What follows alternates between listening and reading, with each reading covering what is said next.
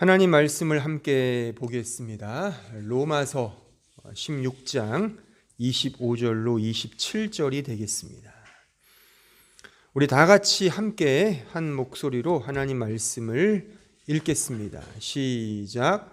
나의 복음과 예수 그리스도를 전파함은 영세전부터 감추어졌다가 이제는 나타내신 바 되었으며 영원하신 하나님의 명을 따라 선지자들의 글로 말미암아 모든 민족이 믿어 순종하게 하시려고 알게 하신 바 그 신비의 계시를 따라 된 것이니 이 복음으로 너희를 능히 견고하게 하실 지혜로우신 하나님께 예수 그리스도로 말미암아 영광이 세세 무궁하도록 있을지어다. 아멘. 오늘 이 본문의 말씀을 헬라어 원문 성경으로 보면 그 시작이 토라는 정관사로 시작을 합니다. 이 토는 호라는 정관사의 목적격형이거든요. 당연히 정관사가 있으면 명사가 있겠죠. 그 명사가 무엇이냐면 쭉 이어져서 27절 보시면 지혜로우신 하나님께가 명사입니다. 그러니까 테오스가 되는 거죠. 그 중간에 있는 내용들은 하나님이 어떤 분인지에 대한 설명적 내용입니다. 그러니까 하나님은 예수 그리스도와 그 복음으로 말미암아 너희를, 그러니까 우리를 견고하게 하시는 지혜의 하나님이시다가 지금 읽은 이 말씀에 대한 전체적인 그런 설명인 것입니다. 하나님은 우리를 견고하게 하십니다. 여기에 견고하다로 번역된 단어가 스테리조란 단어인데 이 단어는 그 fix firmly 혹은 그 buttress, prop 또는 support, strengthen이라는 뜻의 단어예요. 그러니까 말 그대로 견고하고 강하고 지지하고 지탱하고 강화한다는 그런 뜻을 가진 단어가 이 스테리조란 단어입니다. 이 동일한 단어가 신약 성경에 13번 등장하는데 지금 우리가 공부하고 있는 로마서에는 2번 등장해요. 지금 읽은 이 말씀 속에 이 스테리조란 단어가 등장하고요. 또한 로마서 맨 앞부분 1장에 이 동일한 단어가 나타나고 있는데 그 부분을 한번 읽어보겠습니다. 로마서 1장 11절을 보시면 내가 너희 보기를 간절히 원하는 것은 어떤 신령한 은사를 너희에게 나누어 주어 너희를 견고하게 하려 함이니, 여기에 견고하게 하려 함이니가 스테리조란 단어입니다. 지금 읽은 이 말씀도 우리가 오늘 본문과 그 어조가 비슷하죠. 즉 신령한 은사가 너희를 견고하게 한다, 그런 어조라 말이죠. 여기에 신령한 은사는 은혜의 복음을 말하는 거예요. 여기에 은사로 번역된 단어가 카리스마거든요. 이게 기프트, 그레이스, 은혜, 선물이란 뜻입니다. 따라서 무엇이 우리를 견고하게 하는가? 바로 은혜의 복음, 신령한 은혜의 복음, 바로 예수 그리스도의 그 복음이 우리를 견고하게, 강하게, 굳건하게 세운다는 그런 말씀입니다. 또한 데살로니가전서 3장 2절에 가보세요. 우리 형제 곧 그리스도의 복음을 전하는 하나님의 일꾼인 디모데를 보내노니 이는 너희를 굳건하게 하고 너희 믿음에 대하여 위로함으로 아무도 이 여러 환난 중에 흔들리지 않게 하려 함이라. 우리가 이것을 위하여 세움받은 줄을 너희가 친히 알리라. 여기에 굳건하게 한다가 스테리조란 단어입니다. 똑같은 의미죠. 즉 그리스도의 복음이, 그 복음을 전하는 디모데, 그 복음이 우리를 굳건하게, 스테리조하게 만든다는 그런 말씀입니다. 또한 살로 3장 3절 보세요. 주는 미쁘사 너희를 굳건하게 하시고 약한 자에게서 지키시리라. 여기에 굳건하게 하시고가 스테리조입니다. 그런데 여기에 특별히 쓰인 단어가 있죠. 밑부사로 번역된 단어가 피스토스란 단어예요. 이 피스토스란 단어는 피스티스라는 명사의 변형형이거든요. 즉 피스티스가 믿음이잖아요. 믿음의 형용사형이 피스토스인데 OS 즉 오미클론과 시그마가 붙으면 그 어미에 붙으면 이게 어떤 뉘앙스가 있냐면 어떤 상황이 풍성해진 그 존재와 인격의 상태를 말하는 겁니다. 따라서 하나님이 미쁘시다라고 하는 이 표현은 피스토스 이 테오스인데 이 의미는 그 하나님의 풍성하신 믿음, 하나님의 무한하신 사랑을 의미하는 겁니다. 따라서 무엇이 신자를 견고하고 강하게 하는가? 바로 하나님의 그 풍성하신 믿음, 그 무한하신 사랑이 바로 신자를 강하고 견고하게 만든다. 그런 의미입니다. 자, 베드로전서 5장 10절 보세요. 모든 은혜의 하나님 곧 그리스도 안에서 너희를 부르사 자기의 영원한 영광에 들어가게 하신 이가 잠깐 고난을 당한 너희를 친히 온전하게 하시며 굳건하게 하시며 강하게 하시며 터를 견고하게 하시리라. 여기에 굳건하게로 번역된 단어가 스테리조입니다. 근데 이 스테리조와 비슷한 유사한 단어가 지금 3개 같이 등장하죠. 여기에 완전, 온전하게 한다는 거는 카타티조란 단어고 또한 강하게 한다는 거는 스테노란 단어고 견고하게 하다라는 것은 이 테멜리오란 단어인데 사실 다 같은 의미의 단어예요. 스테리조랑. 중요한 건 이 모든 것, 견고하고 강하고 굳건하고 심지어 완전하게 하는 게 무엇이라고요?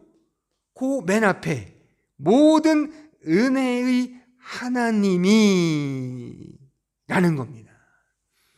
그러니까 하나님이 신자를 우리를 굳건하고 완전하고 강하고 견고하게 하십니다.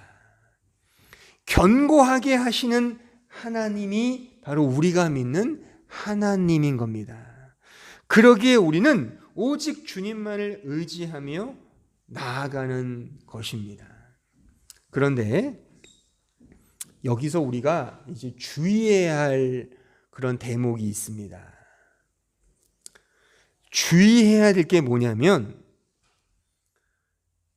견고케 된 내가 아니라 견고하게 하시는 하나님에게 모든 영광이 돌려져야 한다는 이 성경의 중요한 가르침에 우리는 주의해야 합니다. 제가 이것을 이렇게 강조하는 이유는 우리는 사실 견고케 된 내가 주인공이 되어서 모든 영광을 내가 독차지하려는 그런 인간적 본성이 있기 때문에 제가 강조하는 겁니다. 그거는 견고케 된 것이 아니라 오히려 약하고 악하게 된 결과라는 게 성경의 추상 같은 가르침인 것입니다. 이 부분을 잘 우리가 이해를 해야 되고 제가 이 부분을 하나하나 논증해 드릴 겁니다. 잘 한번 들어보세요. 사실 기독교 외에 다른 대부분의 종교에서도 견고케 하는 복음이라는 개념이 다 들어가 있습니다. 대표적으로 불교에서는 위신력이라는 개념이 있어요. 위신력 들어보셨어요? 여기 왕년에 불교 신도였던 분들은 안 계신가? 위신력. 이게 뭐냐면 석가모니 붓다가 가진 인간의 지식으로는 결코 헤아릴 수 없는 영묘하고도 불가사의한 능력, 힘, 이게 위신력입니다. 불교를 신봉하는 불자들은요, 그 위신력을 통해 성불에 힘써서 견고해진다고 그렇게 믿고 있습니다. 이것은 마치 전능하신 하나님의 은혜와 섭리로 우리를 더 강하게 만들고 내게 능력 주시는 자 안에서 모든 것을 할 수 있습니다의 오해된 가르침과 사뭇 비슷하죠. 힌두교에서는 트리무르티라는 개념이 있어요. 트리무르티 비슷하죠. 트리무르티, 이게 산스크리어트 단어인데 트리무르티, 트리너티, 이게 삼위일체예요. 그러니까 힌두교에도 삼위일체라는 개념이 있습니다. 삼신론이라고 하는데 그 브라흐만과 비누슈, 시바라는 그런 욕이 아닙니다. 이건 이런 세 신이 있습니다. 힌두교가 믿는 신의 세 존재 양식이 바로 이 트리무르티라는 개념이에요. 이 브라흐만은 우주의 기원, 우주를 태동케 한 그 본성적 능력을 말해요. 그리고 비슈누는 그 창조를 유지케 하는 능력을 말합니다. 특히나 유지를 방해하는 악의 세력이 이 세상에 들어왔어요. 그때 이 비슈누가 인류를 사랑하여 인간으로 내려옵니다. 그래서 그가 인류의 구원과 따르마가 율법이거든요. 법이거든요. 율법의 회복을 위하여 은총을 베풀어요. 이게 비슈누입니다. 또한 시바라는 이 신은 파괴와 심판의 신입니다. 이렇게 놓고 보면 우리 기독교가 말하는 삼위일체와 얼추 비슷해요. 브라흐만은 성부 하나님을, 비누슈는 우리의 인류의 구원을 위하여 이 세상에 성육신하신 예수 그리스도를, 시바는 좀 다르긴 하지만 시바는 심판과 파괴인데 성령 하나님을 그 마음에 두지 않은 성령 회방죄가 용서받지 못하는 죄라면서요. 이렇게 놓고 보면 기독교의 삼위일체와 얼추 비슷해요. 특히나 이 비슈누라는 이 두 번째 신은 인간의 형체로 오셨어요. 그래서 그가 우리에게 능력을 베풀어요. 그 능력, 에네르기로 우리가 구원을 얻는 거예요. 이게 힌두교의 가르침입니다. 이게 견고케 하는 복음이라는 개념이 불교나 힌두교나 여타 다른 종교에도 고스란히 있다니까요. 그래서 소위 종교학자들이 기독교든 힌두교든 불교든 다른 여타 모든 종교가 다 도찐개찐이야. 그 밥에 그 나물이지, 다 비슷비슷하다는 겁니다. 그리고 올라가면 거의 다 비슷해요. 다 실제는. 하지만 여기서 기독교와, 성경이 말하는 기독교와 여타 다른 종교, 지금 제가 설명한 불교의 위신령이나 이 힌두교의 트리무르티라는 이런 개념과 절대적으로 다른 극명한 차이는 유일하게 하나가 있습니다. 저는 그 극명한 차이를 이런 유효한 방식으로 한번 고안해 내 보았어요. 그게 뭐냐면 그 견고하게 하는 목적이 어디에 정초되어 있느냐, 그 견고함의 목적이 무엇이냐를 따져보면 정확하다는 겁니다. 다시 말해서 그 견고함의 목적이 인간에게 있다면 여타 종교입니다. 하지만 기독교가 말하는, 성경이 말하는 기독교는 그 견고함의 목적이 하나님에게 정초되어 있다는 사실입니다. 제가 앞서 지적한 표현처럼 견고케 되는 인간이 주인공이 아니라 견고하게 하시는 하나님이 주인공이라는 사실입니다. 여타 다른 종교는 견고케 된 인간이 주인공이에요. 하지만 기독교만은 견고하게 하시는 하나님에게 방점과 강조점과 그 주인공의 위치가 성립되어 있다는 사실입니다. 하지만 애석하게도 이 부분에 대하여 현대 기독교는 두리뭉실하게 말하고 있습니다. 명확하게 말하지 않습니다. 왜냐하면 인간이 차지한 그 주인공 자리를 쉽게 내놓고 싶지 않기 때문에 그러한 겁니다. 그래서 견고함을 말하면서 은근슬쩍 그 목적을 인간 편에 두고 있다는 사실입니다. 인간이 견고해져서 이 세상에서 세상적으로, 세속적으로 떵떵거리며 살고 싶어하는 그 죄된 본성이 주인공 자리를 고수한단 말입니다. 인간이 강해지고 세지는 것이 목적이고 그 목적을 위해서 하나님은 한낱 도우미 역할로 도구로서 사용되는 형국이 지금 우리가 몸담고 있는 현대 교회의 실정이라고 하면 너무 야박한 비판일까요? 오늘 본문을 주목해 보십시오. 오늘 본문은 제가 아까 설명했듯이 토로 시작하여 테오스로 이어지는 겁니다. 그리고 독사, 영광으로 마무리가 돼요. 이거를 우리나라 한글 번역어로 보면 그 어감이 살리지 않지만 헬라어로 보면, 그러니까 헬라어를 못 하시잖아요. 그러니까 제가 미리 보고 설명해 드리는 거예요. 토로 시작하여 테오스가 있고 독사로 끝난다니까요. 그러니까 그 하나님에게 영광이 세세 무궁하도록 있을지어다. 아멘. 중간 내용은 그 하나님이 어떤 분인지에 대한 설명입니다. 그러니까 견고하게 하시는 그 복음의 목적은 하나님의 영광인 겁니다. 인간이 견고하게 지는 그 자체가 목적이 아닙니다. 따라서 다음으로 제가 설명하는 이 진술을 잘 기억하시고 마음에 새기십시오.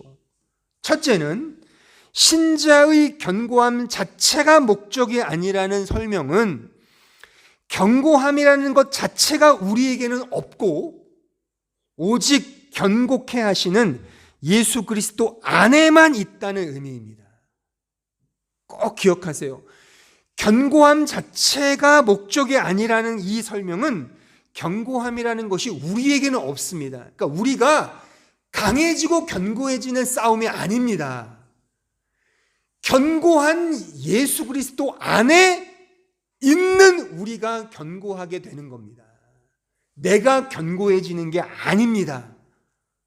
두 번째, 견고함의 목적이 하나님의 영광에 있고 그 견고함 자체는 예수 그리스도 안에만 있기에 신자는 그 견고함을, 잘 들어보세요, 역설적이게도 내 자신의 약함을 통해 심지어 확실한 죽음 속에서 경험하게 된다는 겁니다. 내가 견고해지는 것이 아니라 그리스도 예수, 그 견고하신 예수 안에서만 견고함을 누리는 차원이기 때문에 오히려 견고함을 누린다는 것은 역설적이게도 내가 약할 때, 내가 죽을 때 그 견고함을 깨닫고 경험하며 누리게 된다는 설명입니다. 그래서 약함 중에 강함인 거예요. 약하니까 예수 믿으면 그 능력으로 강해지는 거야. 그게 아닙니다. 약한 그때가 강함이라의 헬라 원문을 보면 거기에 쓰인 동사가 에이미 동사입니다. 에이미가 비동사, 자인 동사예요. 외어된 동사가 아닙니다. 그렇게 되는 게 아니에요. 그냥 약한 게 강한 겁니다. 그러니까 우리 신자는 하나님의 견고함을 어떻게 실존적으로 경험하느냐, 누리느냐, 약할 때, 약한 게 그게 곧 강한 거라는 겁니다. 왜요? 강한 건 나에게는 없으니까. 예수 안에게만 있고 예수 안에 들어가는 건 믿음이니까 그 믿음의 격발은 약함이 전제될 때라야만 그 그리스도 안에 있게 되는 거잖아요. 그러니까 약한 게 강함인 거죠. 자, 요한계시록 3장 1절로 6절에 가보세요. 사대 교회의 사자에게 편지하라. 하나님의 7 영과 7 뼈를 가지시니가 이르시되 내가 내 행위를 아노니 내가 살았다 하는 이름을 가졌으나 죽은 자로다. 너는 일깨어 그 남은 바 죽게 된 것을 굳건하게 하라. 이 굳건하게 하라가 스테리조입니다. 내 하나님 앞에 내 행위에 온전한 것을 찾지 못하였노니 그러므로 내가 어떻게 받았으며 어떻게 들었는지 생각하고 지켜 회개하라. 만일 일깨지 아니하면 내가 도둑같이 이르리니 어느 때에 내게 이르는지 내가 알지 못하리라. 그러나 사대에 그 옷을 더럽히지 아니한 자 몇 명이 내게 있어 흰 옷을 입고 나와 함께 다니리니 그들은 합당한 자인 연고라. 이기는 자는 이와 같이 흰 옷을 입은 것이요 내가 그 이름을 생명책에 결코 지우지 아니하고 그 이름을 내 아버지 앞과 그의 천사들 앞에서 시인하리라. 귀 있는 자는 성령이 교회들에게 하시는 말씀을 들을지어다. 잘 보세요. 여기에 2절에 굳건하게 하라가 스테리조인데 2절에 관한 좀 대체적인 주석책들을 보면 이 부분을 2절을 어떻게 주석해 놓았냐면 여기에 남는다라는 표현이 있어서 남은 자라는 개념으로 이 부분을 해석을 해요. 그래서 사대 교회 내에 여전히 죽지 않은 남은 자가 있고 그 남은 자들을 굳건하게 보존하라라는 식으로 요 2절을 해석하고 주석해 놓은 것이 대부분의 주석책들의 논지입니다. 물론 표면적으로 보거나 보편적인 측면에서 특히나 이 남은 자라 렘넌트라는 요 개념은 성경에 매우 중요한 교리거든요. 그러니까 요런 맥락에서 이 말씀을 보는 것도 대단히 좋아요. 그래서 그 남는 자라는 건 결국 요 이하에 나오는 흰옷, 은혜를 입은 것과 연결해서 결국 남게 하신 하나님의 은혜로 우리가 그 생명층에 올라간다라고 보면 아주 은혜로 샤프하게 이 말씀을 잘 해석하고 주석한다고 볼 수 있습니다. 그렇지만 제가 이 부분을 면밀히 본 결과 요 2절을 남은 자의 개념으로 보기보다는 그냥 이 문장, 단어 그대로 해석해 놓으면 더 이 문맥에 따른 의미가 더 잘 드러나거든요. 그렇게 되면 이렇게 볼 수가 있어요. 죽은 행실을 죽은 것으로 알면 그것이 굳건하게 되는 회개의 믿음이다. 로 이 2절 말씀을 이해하게 된다는 겁니다. 왜 이렇게 보게 되냐면 제가 설명해 볼게요. 잘 들어보세요. 2절을 다시 보세요. 2절을 보시면 거기에 죽게 된 것이라는 표현이 있죠. 이 표현 속에 두 동사가 있어요. 두 동사가 있는데 첫째, 죽는다의 뜻을 가진 아포트네스코란 단어가 있어요. 이 죽는다는 이 동사를 이 부분에서는 부정과거시로 좀 쓰고 있습니다. 그런데 같이 쓰이면서 함께 쓰인 동사가 하나 있는데 그게 뭐냐면 멜로라는 동사가 하나 쓰였는데 이거는 be about to do란 뜻이에요. intend 뜻이 뭐죠? 막 뭐뭐 하려고 한다. 뭐뭐 할 의도가 있다라는 뜻이거든요. 그러니까 약간 조동사 비슷한 동사예요. 그러니까 요 두 개가 합하여 우리 한글 번역은 죽게 된 것이라고 번역을 했는데 단순히 그렇게 번역할 게 아니라 이 시제와 의미를 살려서 번역을 하면 이렇게 되는 거죠. 이미 죽은 건데 여전히 현실 속에서 득세하고 있는 그것. 그런데 그런 죽음을 남게 하는 그 일들을 견고하게 한다. 그런 뜻입니다. 이미 죽었는데 현실 속에서 여전히 득세하는 그 죽음. 근데 그 죽음을 남게 하는 그 일들을 굳건하게 하라. 이런 뜻입니다. 이게 뭔 소린가? 제가 쉽게 말하면 제가 종종 표현하듯이 이 죽음을 죽음으로 알면 그 죽음이 역설적이게도 사는 거라 그겁니다. 지금 그 얘기예요, 이게. 그래서 사대교회에 예수께서 어떻게 비판을 하시죠? 너는 살았다고는 하지만 그게 죽은 거야. 실상은 죽은 거야. 그런데 그 죽은 걸 진짜 죽음으로 알면 그게 산 거야. 그게 흰옷을 입은 거야. 그게 은혜를 아는 거야. 그 설명입니다. 그래서 그 이하에 이렇게 나오죠. 내 행위 속에 온전한 걸 찾을 수가 없어. 그렇죠. 사대교회 교인들은요, 자신들이 하나님을 잘 섬긴다고 생각을 했어요. 믿음 생활 잘하고 열심히 섬기고 헌신하고 수고하고 애썼거든요. 하지만 예수님은 그게 죽은 거야. 근데 그 중에 난 역시 죽은 자 맞아. 난 죽었어. 난 죽었어. 지금 죽은 건데 지금 여전히 그 죽음이 나를 득세해. 그거를 죽음으로 알면 그게 흰옷을 입은 그것을 성경은 그게 굳건하게 된 거야 라고 지금 설명하고 있다는 겁니다. 역설의 묘미인 거죠. 죽음을 진짜 죽음으로 알면 그게 흰옷을 입은 산자가 되는 것이고, 나는 살았어 살았다고 이야기하는 사람들은 진짜 사는 걸 모르기에 그게 오히려 죽은 거라는 성경의 역설적인 표현이 지금 이 말씀 속에 고스란히 기록되어 있는 것입니다. 따라서 견고하게 된다는 것은 자신이 죽은 자임을 아는 것입니다. 이게 견고함입니다. 내가 약한 게 강한 거예요. 내가 지금은 약하지만 믿음 생활 잘해서 강해질 거야. 이게 아닙니다. 내게 능력 주시는 자 안에서 내가 이제 할 수 있습니다. 이 번역도 잘못된 번역입니다. 거기에 주체는 하나님의 은혜이고 능력이지 내가 아닙니다.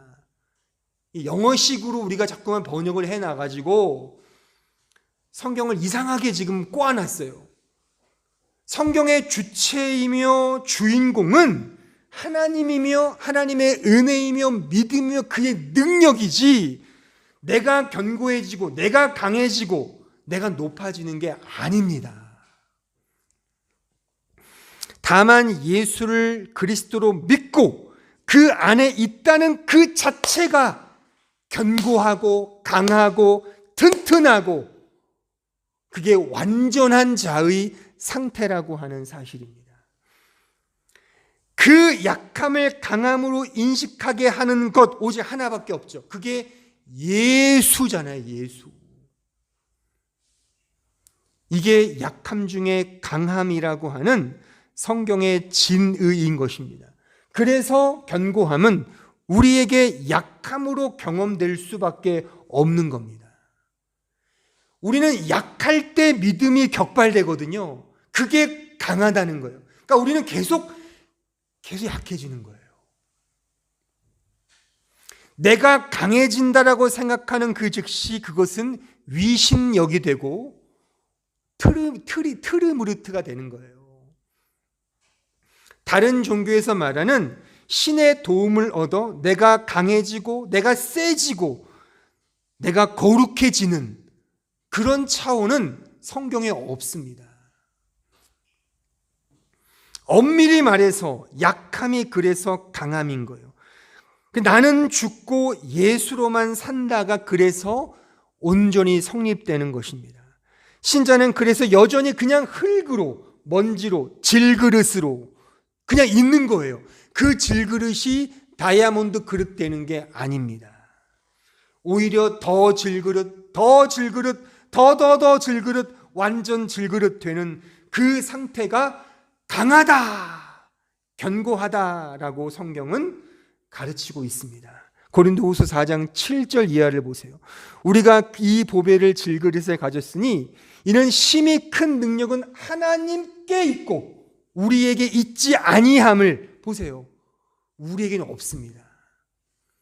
알게 하려 함이라. 우리가 사방으로 우겨쌈을 당하여도 쌓이지 아니하며 답답한 일을 당하여도 낙심하지 아니하며 박해를 받아도 버림받지 아니하며 거꾸로 트림을 당하여도 망하지 아니하고 우리가 항상 보세요. 항상 예수 잘 믿으면 이제 이 약한 자가 강해져. 이런 점진적 발전은 없습니다. 항상 예수의 죽음을 몸에 짊어지는 싸움인 거예요. 항상 고난과 연단과 작은 자의 삶, 약함의 삶으로 우리가 몰려가는 겁니다. 그 짊어짐은 예수의 생명이 또한 우리 몸에 나타나게 하려 합니다. 그러니까 예수의 생명이 나타나기 위해서는 항상 내 자신이 죽어야 된다는 그런 말씀의 뜻입니다. 도움닫기가 아닙니다. 그 상태로 살아가는 겁니다. 세상의 모든 종교는 자신이 주인공이 되어 종교적 신의 도움으로 자신이 강해지고 세지고 굳건하게 서게 해주는 그런 원리입니다. 그래서 그 모든 신들은 다 인간의 어떤 꼬봉이나 인간의 시다바리 역할만 하죠. 하지만 기독교는 정반대입니다. 하나님만이 모든 영광을 받으시는 분이고 우리는 다만 그 영광을 위한 하나의 도구에 지나지 않습니다. 이 도구라는 말에 너무 비위상해하지 마십시오. 도구라는 말에 너무 이렇게 자존심 구긴다고 생각하지 마십시오. 하나님은 근본적으로 창조주이시고 우리는 다만 그가 만든 피조물 아닙니까? 이 절대적 차이를 성경을 통해 인식한다면 도구도 과하죠. 근데 우리를 위해서 그 하나님이 우리의 도구된 이 피조물된 인간이 되셨지 않습니까? 이거 어마어마한 은혜와 사랑 아닙니까? 어떻게 보면 약함을 가지신 겁니다. 하나님께서 우리를 위해서 인류의 대표가 되셔서 약함의 대표자, 고난과 연단의 질그릇이 되신 분이 하나님이십니다. 이거야말로 진정한 사랑과 은혜가 아니고 무엇이겠습니까?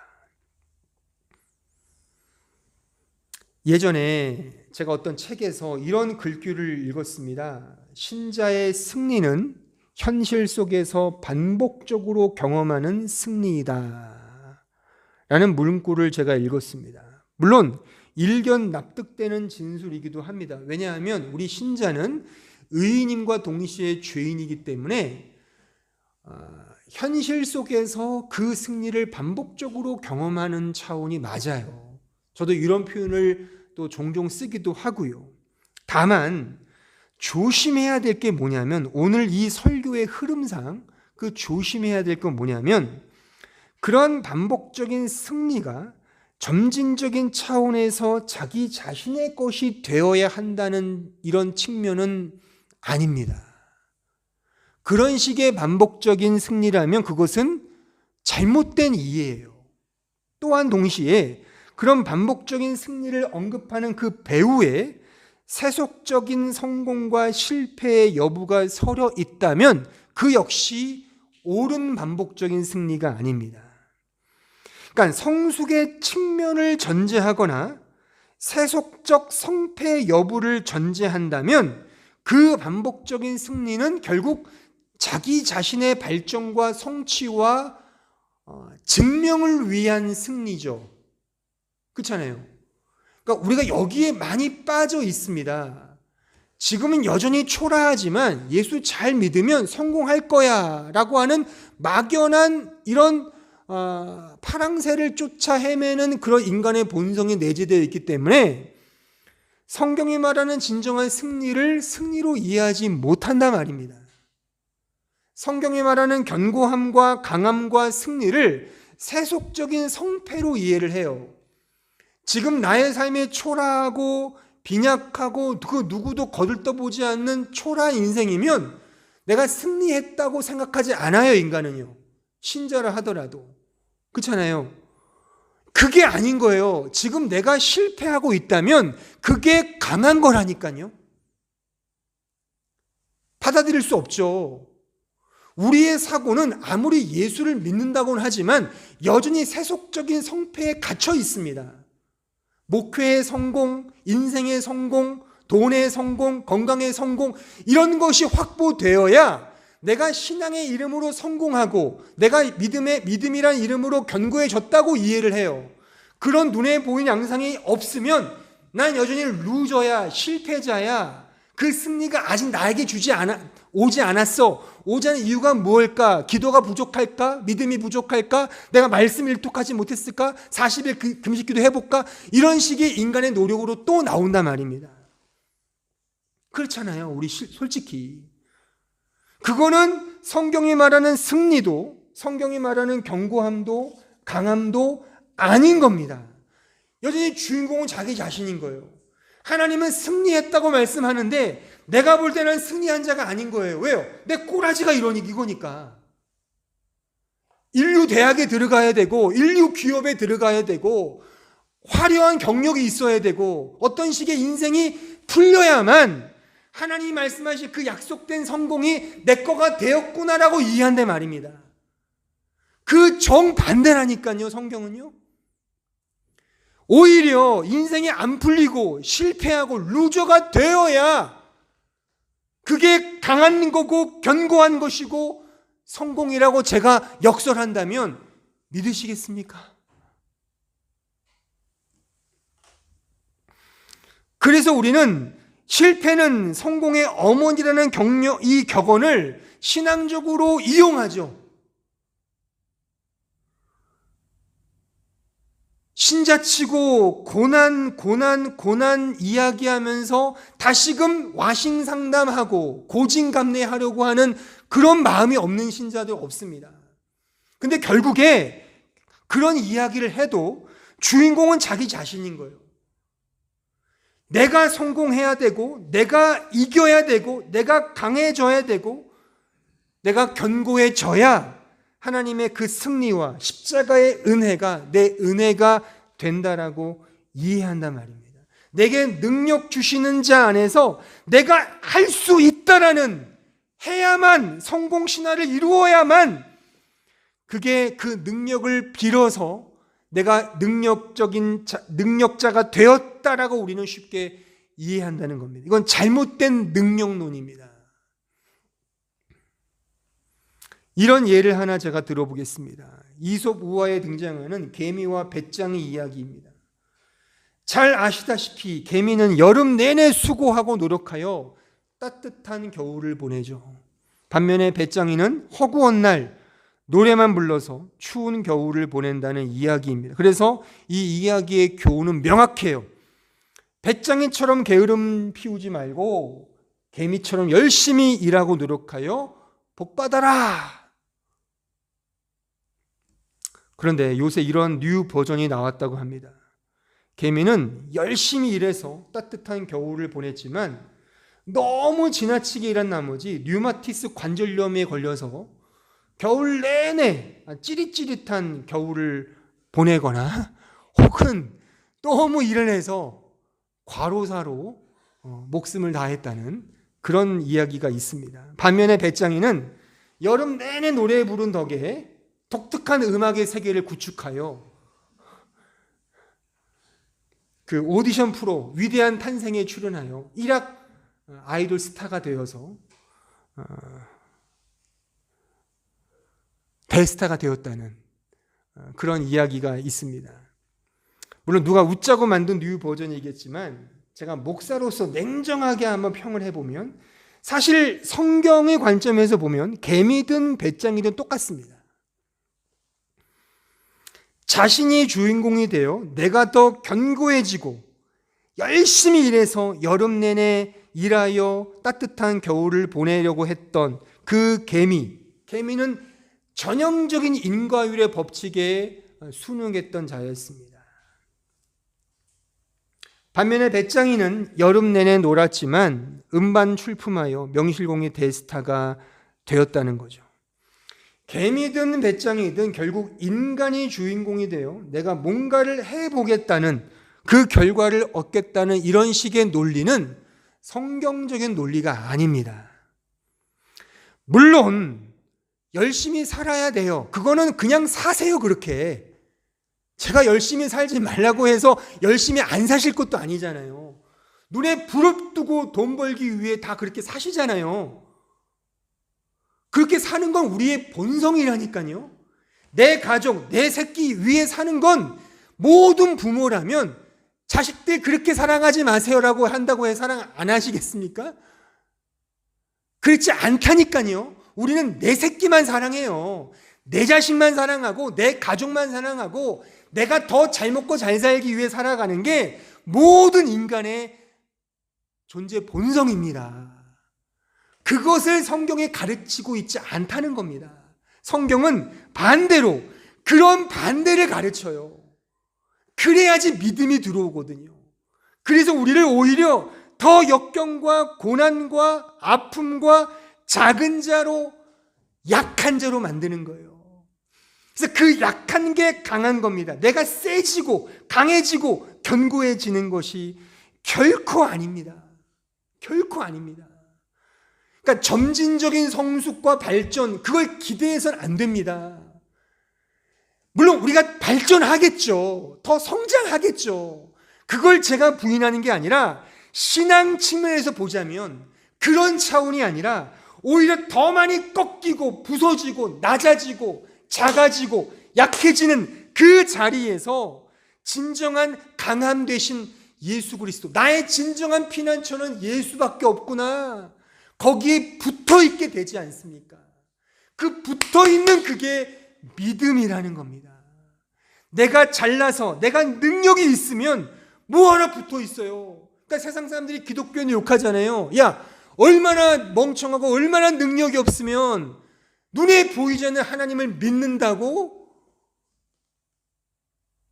그런 약한 심정을 가지고 어떻게 이 세상을 살아가? 뭘 믿어? 너 자신을 믿어.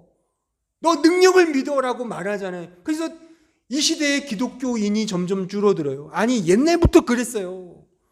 뭐 기독교인을 준다 하는데 거품이 빠지는 겁니다. 원래 기독교인은 없습니다. 진짜 믿음을 가진 신자들은 별로 없습니다. 다 세속화되어 예수 잘 믿으면 정말 복 받습니다 라고 말하니까 가짜 복음이잖아요. 그걸 전하니까 구름대처럼 몰려오는 거죠. 왜? 인간의 본성이 그렇잖아요. 잘 살고 싶잖아요. 근데 예수 믿으면 잘 산다는데 믿어봐야 본전이잖아요. 뭐 믿어보지 뭐까짓 거. 그게 무슨 복음입니까? 오히려 성경은 반대를 말해요. 반대를 말한다니까요. 약하게 되는 겁니다. 고난을 받는 겁니다. 초라해지는 겁니다. 연약해지는 겁니다. 그 안에서 진짜 강함 되신, 진짜 견고함 되신, 나의 진짜 능력자이신 예수 그리스도 안에 있게 되는 것이고, 야, 여기가 진짜 여기고, 여기가 진짜 여기가 맞구나, 진짜 여기가 위로가 맞구나 라고 깨닫죠. 그걸 경험시키기 위해서 이 역사와 인생을 우리에게 주시고, 그래서 신자의 삶이 그렇게 녹록지 않은 겁니다. 우리는 종종 이런 질문을 던집니다. 이제 신자는 어떻게 살 것인가? 너무 멋지고 쌈쌈한 질문임에 틀림이 없습니다. 충분히 이러한 질문을 스스로에게 던질 수 있고, 던져서 그렇게 열심히 사는 것도 필요합니다. 하지만 오늘 설교의 흐름으로 보자면 이 질문이 가지는 오해 내지는 주의점을 꼭 인지해야 합니다. 그 사는 목적, 주체가 인간이 될 수 있는 여지가 이 질문 속에 내재되어 있다는 사실입니다. 그렇게 되면 하나님이 주시는 것은 그것이 무엇이든 크든 작든 간에 나를 위한 하나의 소모품에 불과하게 된다는 사실을 여러분들은 꼭 기억하십시오. 나라는 존재는 이 세상의 주인공으로서 이 세상을 위한 자기 존재의 가치성과 존재성을 더 돋보이게 구현해내기 위해 안달하고 그것을 위해 하나님을 소모품으로 사용하게 된다, 그겁니다. 말은 하나님의 영광이라고는 하지만 실상은 자신의 영광과 다름이 없습니다. 따라서 저는 이런 질문으로 바꿔야 한다고 재차 말하고 싶어요. 그 뭐냐면 그것은 우리는 어떻게 살 것이냐의 질문보다 이 설교의 맥락에서 무엇이 나를 살게 하는가? 누가 나를 살게 하는가? 나는 현실을 보면 죽고 싶고, 현실을 보면 그냥 목을 매달아야 되는데, 나를 지금은 살게 하시는 그 하나님이 계시기에 그 하나님의 은혜로 삽니다. 이런 식의 고백, 이것이 신자가 할 수 있는 믿음의 고백이라고 저는 생각합니다. 빌립보서 1장 27절 이하를 보십시오. 오직 너희는 그리스도의 복음에 합당하게 생활하라. 이는 내가 너에게 가보나 떠나 있으나 너희가 한 마음으로 서서 한 뜻으로 복음의 신앙을 위하여 협력하는 것과 무슨 일에든지 대적하는 자들 때문에 두려워하지 아니하는 이 일을 듣고자 함이라. 두려워하지 않는다는 건 두려워하고 있다는 겁니다. 지금 신자임에도 불구하고 이것이 그들에게는 멸망의 증거요 너에게는 구원의 증거니 이는 하나님께로부터 난 것이라. 그리스도를 위하여 너에게 은혜를 주신 것은 다만 그를 믿을 뿐 아니라 또한 그를 위하여 고난도 받게 하려 하심이라. 너에게도 그와 같은 싸움이 있으니 너희가 내 안에서 본 바요. 사도 바울, 내 안에서 너희가 본 바 아니냐. 나 지금 늘 싸우고 있어. 승리가 없어. 늘 싸워. 괴로워. 고난이야. 고통이야. 두려움의 연속이야. 내 안에 듣는 바니라. 어떻게 살 것인가? 이 질문 앞에 어떻게 살 것인가의 정답을 알면 그렇게 살 수 있겠습니까? 제가 어떻게 사십시오라고 하면 그렇게 사실 수 있겠냐고요. 그게 중요한 게 아닙니다.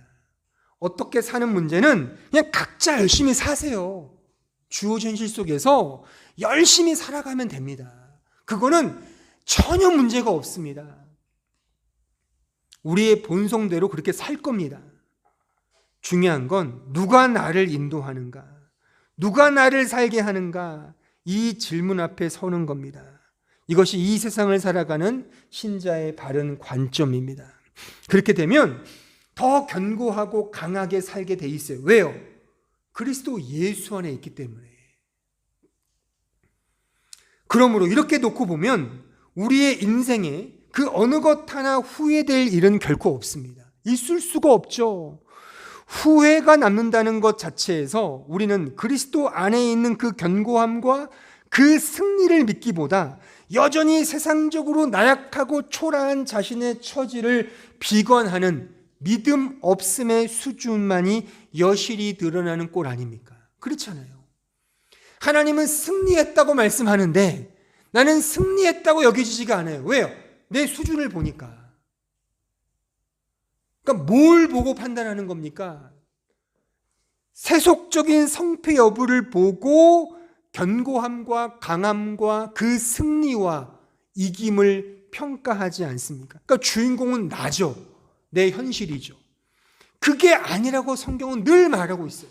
그러니까 오히려 나를 깨어 부수는, 오히려 두려움의 대상으로 세상에 서는 그러한 여지 속에서 진정한 강함과 승리가 전제된다고 하는 것이 성경의 일관된 가르침인 겁니다.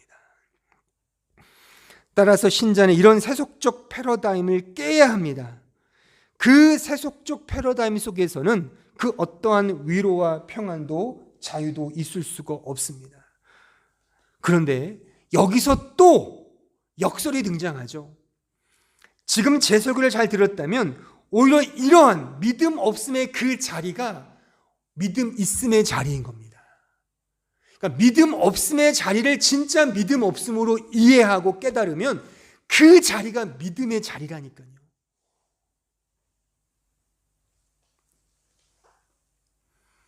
내가 진짜 믿음 없음의 그 자리에 진짜 내 자신을 이해하면 나의 비참과 더럽고 세속적인 죄인 중에 괴수라는 사실을 진리로 알기에 그 믿음 없음의 그 자리가 진짜 견고함의 자리인 것입니다. 그게 믿음이 있는 자리인 거예요. 그러니까 믿음이라는 가치도 내가 믿는다, 내가 믿음이 세졌다는 차원이 아닌 겁니다. 내가 믿음이 없어, 난 여전히 실패야. 그 자리가 진정한 이김이고 승리이고 믿음이라는 요 역설의 개념이 동시에 드러나는 거예요.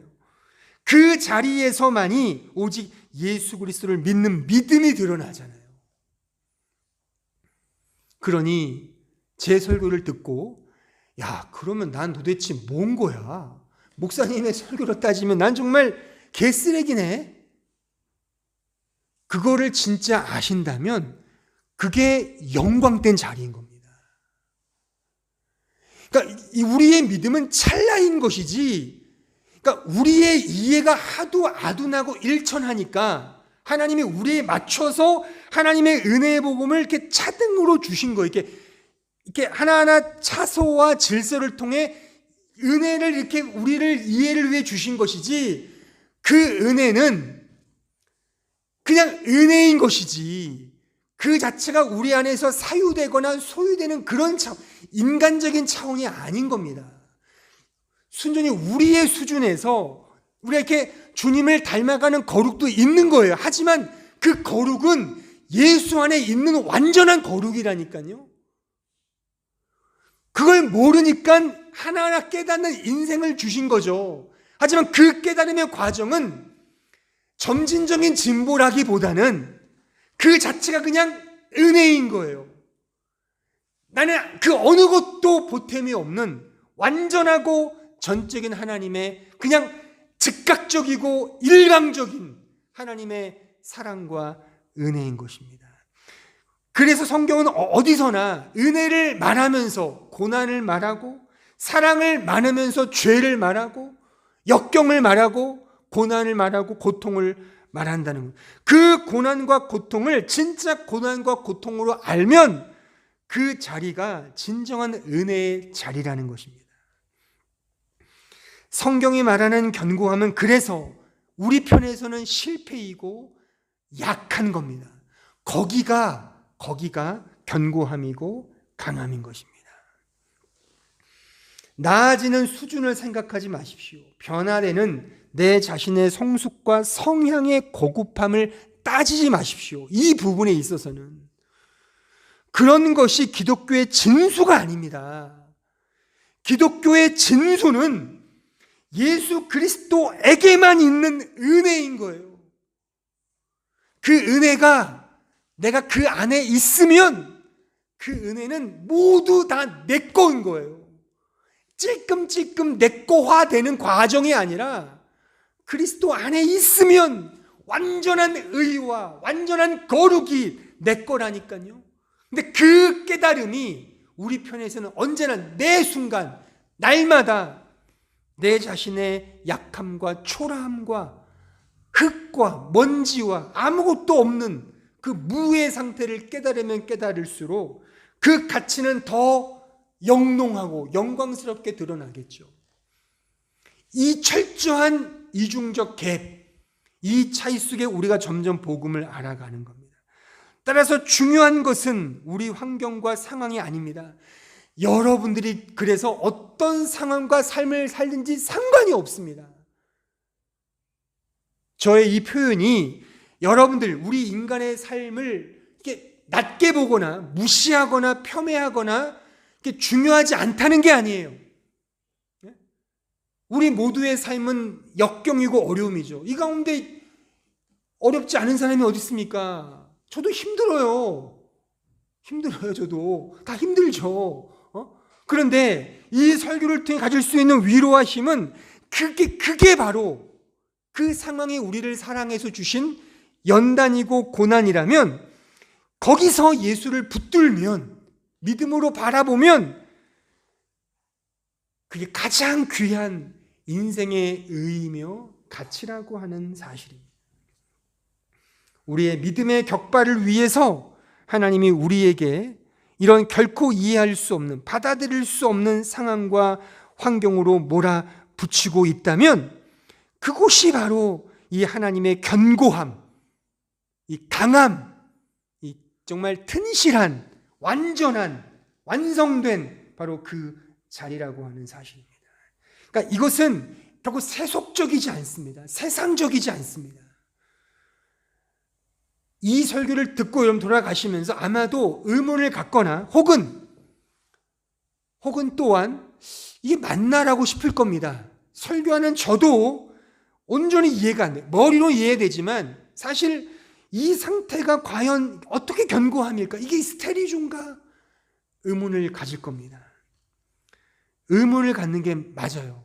그러니까 갈등하는 겁니다. 하지만 중요한 건 그러한 상황이, 그러한 약한 그 가운데 그것이 진정한 견고함의 상태라는 것이 성경이 일관되게 말하고 있는 견고케 하는 복음의 실체인 것입니다.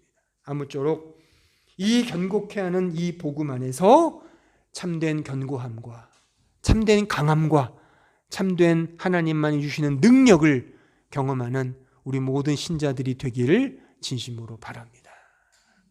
기도하겠습니다. 하나님 아버지 감사합니다. 주님, 이 부족한 종이 두서없이 주님의 말씀을 증거했습니다. 하나님, 이 부족한 종이 증거한 것 이상으로 성령께서 우리 사랑하는 모든 성도들 마음에 조명해 주셔서 이 말씀을 깨닫게 하사 세속적 패러다임에 늘상 살고 있는 우리들의 이 안목을 죽이고 오직 하늘의 관점을 가지고 살아가는 그 진정한 믿음만을 격발시키는 그 은혜를 아는 그 놀라운 비밀과 그 신비로운 계시의 역사를 깨닫는 우리 모든 주의 종들 될 수 있도록 은혜와 자비를 베풀어 주시옵소서. 우리의 현실은, 우리의 삶은 녹록치 않고 날마다 고난과 연단과 정말 갈등과 두려움의 연속입니다. 우리는 이 부분에서 헤어나오기 위해 예수를 믿고 더 잘 믿고 더 열심히 믿는지도 모르겠습니다.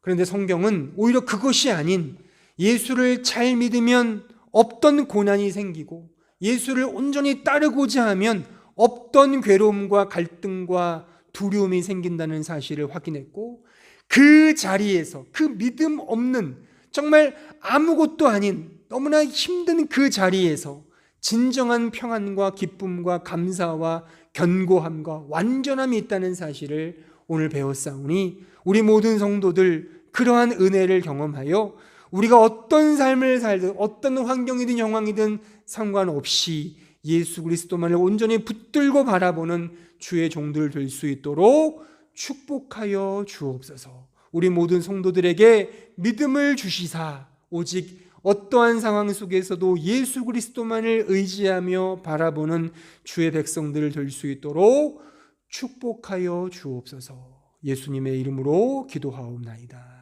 아멘.